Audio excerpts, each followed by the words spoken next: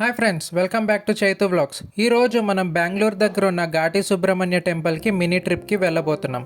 Journey, temple దర్శనం, surroundings అన్నీ మీకు కంప్లీట్గా చూపిస్తా. సో వీడియోని స్కిప్ చేయకుండా ఫుల్గా చూడండి. ఇక వ్లాగ్ స్టార్ట్ చేద్దాం. సిటీ నుండి బయటికి ట్రావెల్ స్టార్ట్ అయ్యాక అట్మాస్ఫియర్ మొత్తం చేంజ్ అయిపోయింది. ట్రాఫిక్, నాయిస్ అన్నీ స్లోగా తగ్గిపోయాయి. Fresh air, open roads start అయ్యాయి. రోడ్ సైడ్స్లో గ్రీనరీ, ఫీల్డ్స్ చూస్తుంటే చాలా రిఫ్రెషింగ్గా అనిపించింది. స్కైలో కూడా చాలా క్లియర్గా బ్లూగా ఉండడం వల్ల జర్నీ ఇంకా పీస్ఫుల్గా ఫీల్ అయింది. కొన్ని ప్లేసెస్లో స్మాల్ విలేజెస్ క్రాస్ చేస్తూ వెళ్ళడం వల్ల లోకల్ లైఫ్ కూడా చాలా నీట్గా చూడగలిగాం.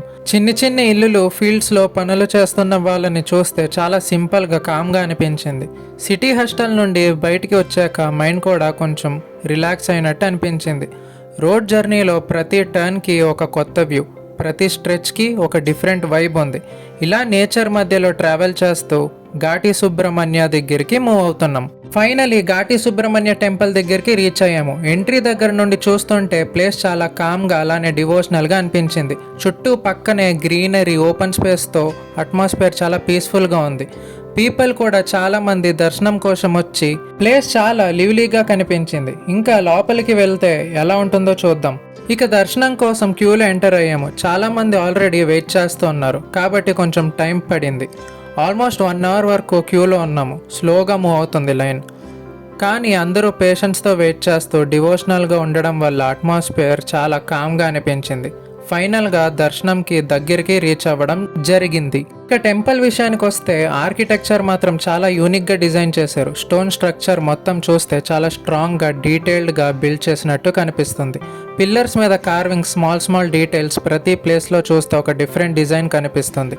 ఈ టెంపుల్లో సుబ్రహ్మణ్య స్వామి మరియు శివాకి ఒక స్పెషల్ కనెక్షన్ ఉండడం వల్ల స్ట్రక్చర్ కూడా చాలా మీనింగ్ఫుల్గా అనిపించింది. లోపల నడుస్తుంటే ప్రతి కార్నర్లో ఒక peaceful and devotional vibe feel అవుతుంది. ఇలా ఆర్కిటెక్చర్, డిజైన్, అట్మాస్ఫియర్ అన్నీ కలిసి టెంపుల్ ఎక్స్పీరియన్స్ని ఇంకా స్పెషల్ లెవెల్కి మార్చేశాయి. ఇక్కడ కోతి కనిపిస్తే అందరూ దానికి బనానాస్ అయితే ఇచ్చి చూస్తున్నారు అందరూ. దర్శనం తర్వాత టెంపుల్లో ప్రసాదం తీసుకోవడానికి వెళ్ళాం. సింపుల్గా ఉన్న చాలా స్పెషల్గా అనిపించింది. పరవన్నం, రసం రైస్ కూడా ప్రసాదంలో ఇచ్చారు. వేడిగా, సింపుల్గా ఉన్న చాలా సాటిస్ఫైగా అనిపించింది. టెంపుల్ నుండి వ్యూస్ మాత్రం చాలా బాగున్నాయి. చుట్టూ పక్కనే గ్రీనరీ, ఓపెన్ స్పేస్తో ప్లేస్ ఇంకా పీస్ఫుల్గా కనిపించింది. ఇక్కడే చాలా కోతులు కూడా కనిపిస్తున్నాయి. వాటిని చూస్తూ చాలా ఫన్గా కూడా ఉంటుంది. టెంపుల్ గోపురం డిజైన్ మాత్రం చాలా బ్యూటిఫుల్గా ఉంది. చాలా నీట్గా డిజైన్ చేశారు. ఓవరాల్గా ఈ ప్లేస్ విజిట్ చేయడం వల్ల గుడ్ ఎక్స్పీరియన్స్ అనిపించింది.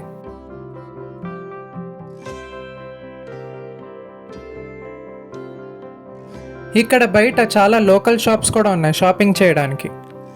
ఆ తర్వాత నాగదేవతల దర్శనం కూడా చేసుకున్నాం. ఈ ప్లేస్లో నాగదేవతలకి స్పెషల్ ఇంపార్టెన్స్ ఉండడం వల్ల చాలామంది భక్తులు దర్శనం చేసుకోవడానికి వస్తారు. అక్కడ అట్మాస్ఫియర్ కూడా చాలా కామ్గా, డివోషనల్గా అనిపించింది. ఇలా టెంపుల్లో ప్రతి పార్ట్కి ఒక డిఫరెంట్ ఇంపార్టెన్స్ ఉంటుంది. ఎక్స్పీరియన్స్ ఇంకా కంప్లీట్గా అనిపించింది. ఓవరాల్గా చూస్తే ఘాటి సుబ్రహ్మణ్య టెంపుల్ ట్రిప్ చాలా పీస్ఫుల్గా, మెమొరబుల్గా అనిపించింది. బెంగళూరు నుండి షార్ట్ డిస్టెన్స్లో ఉన్న ఈ ప్లేస్కి ఒక పర్ఫెక్ట్ 1 డే ట్రిప్ వేయచ్చు. జర్నీ, టెంపుల్ దర్శనం, ప్రసాదం, సరౌండింగ్స్ అన్నీ కలిసి ఫుల్గా ఒక కంప్లీట్ ఎక్స్పీరియన్స్ ఇచ్చాయి. మీరు కూడా బెంగళూరు దగ్గర ఉంటే డెఫినెట్గా ఈ ప్లేస్ విజిట్ చేయండి. వీడియో నచ్చితే లైక్ చేసి మీ ఫ్రెండ్స్తో షేర్ చేయండి. ఇలాంటి ట్రావెల్ వ్లాగ్స్ కోసం ఛానల్ని సబ్స్క్రైబ్ చేయండి. మళ్ళీ నెక్స్ట్ వ్లాగ్లో కలుద్దాం.